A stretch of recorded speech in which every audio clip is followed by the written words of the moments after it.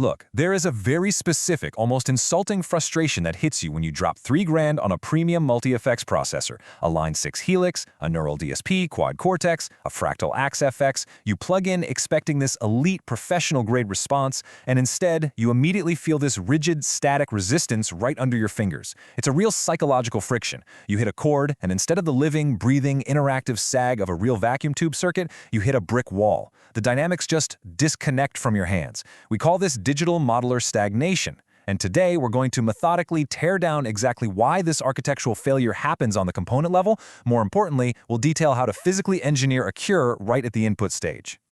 We diagnose this physical anomaly as stiff transient harshness. See that glowing acid red spike piercing the 5 kHz mark?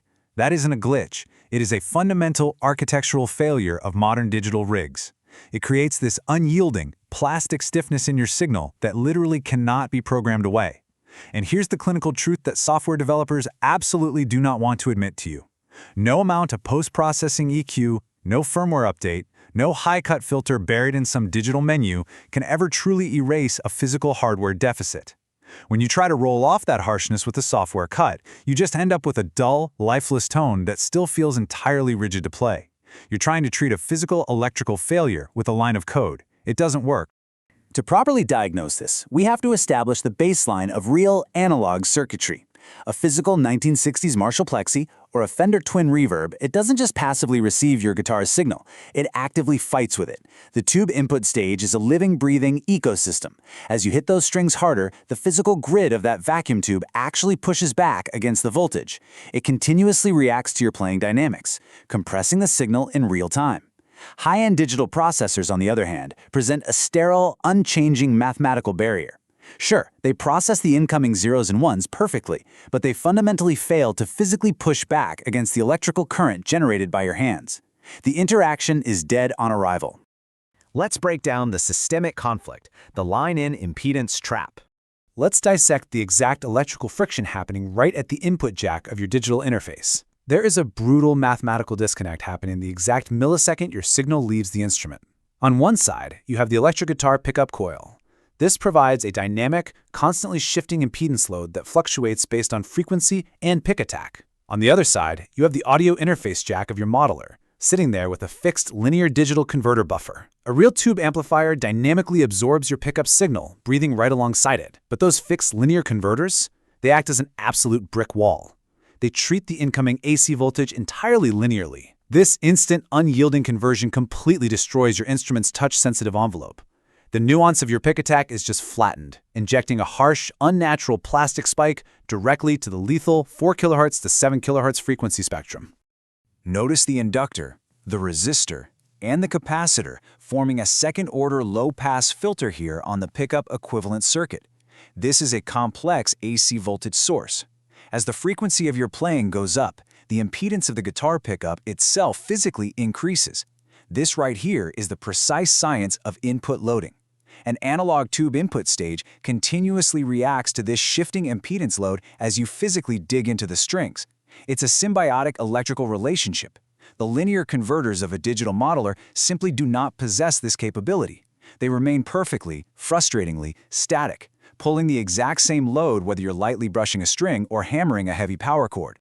I'm going to reiterate this slowly because it is arguably the single most misunderstood concept in modern guitar engineering. Placing a high impedance, passive pickup directly into a rigid digital barrier physically destroys the organic feedback loop. It's a fatal electrical mismatch. It strips the life from the instrument before the analog to digital conversion even begins. The feel, the response, those organic transient peaks, they are entirely altered before the signal ever even reaches the software amp model. The damage is permanently done at the very first point of contact in your signal chain's timeline. Which brings us to the analog injection hack, engineering a physical countermeasure. If the systemic problem is physical hardware, you know as well as I do that the only viable solution has to be physical hardware. We're going to methodically step through the precise countermeasure required to completely bypass this digital bottleneck. The internal component physics here require a real, physical analog pedal, placed directly before the digital interface input, specifically a vintage Ibanez Tube Screamer TS9 or a Boss SD1. We do this to strictly leverage the JFET buffer circuit to insulate the signal. When you place this analog component between your guitar and your modeler, you are injecting a real, reactive analog footprint directly back into a dead, sterile digital path. If we break down the circuit topology of a classic overdrive, it reveals 4 distinct stages: the input buffer, the clipping stage, the tone and volume stack, and the output buffer. Now here is the critical bench hack that most players completely overlook. Even with the overdrive pedal's drive control dialed completely to 0, meaning absolutely no distortion or clipping is being added to your signal, your raw guitar signal is still physically forced to pass through this JFET transistor input buffer stage. You are essentially hijacking the pedal's analog input stage to feed your digital modeler, utilizing its real physical components to properly condition your instrument's voltage. Let's systematically examine the exact specs of this hardware countermeasure. First, this JFET buffer circuit operates with near unity voltage gain. That is absolutely vital. It means it doesn't artificially boost your volume, ensuring you don't clip the analog to digital converters on the front end of your multi-effects unit. What it actually does is expertly insulate your guitar's pickup tone. Because it presents an incredibly high input impedance to the guitar and sends a low output impedance to the modeler, it completely protects your instrument's natural resonant peak from being dragged down by the sterile digital converter.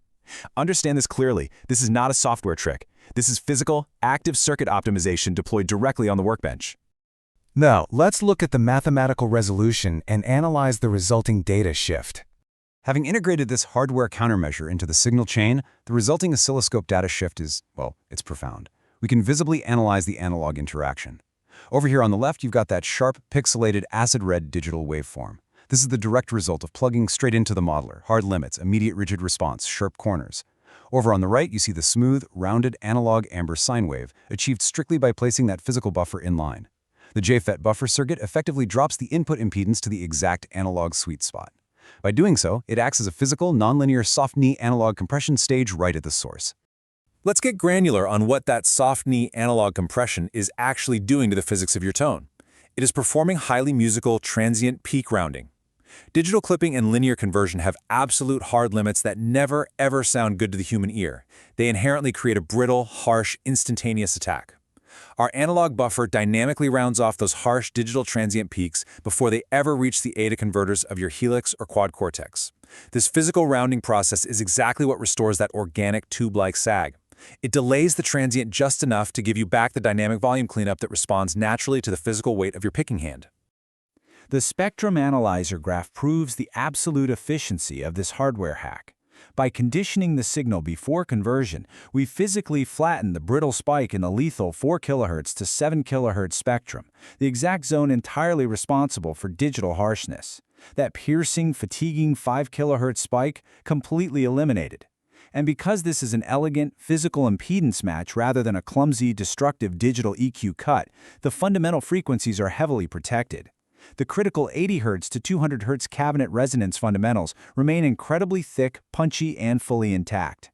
That's totally unlike what happens when you blindly drag down a high-pass filter in a software menu that just guts the life right out of your tone. Finally, the workbench verdict: engineering professional signal chains. We've diagnosed the architectural failure. We've engineered the physical countermeasure. Now we arrive at the final technical takeaway of this teardown. For the engineers, technicians, and tone chasers paying attention, stop trying to fix fundamental hardware problems with cheap software solutions. True dynamic response, that tactile, breathing interaction between a player and an amplifier, is built on the bench with real electronic components. It is not and never will be patched with firmware updates. Elite Studio Tone is engineered through physical circuit optimization, period. Are you going to keep endlessly tweaking high-cut filters in a sterile digital menu, hoping for a miracle? Or are you ready to finally grab a soldering iron and physically engineer your tone? If you want to stop fighting digital stagnation and start engineering professional signal chains, subscribe to the Tone Manual.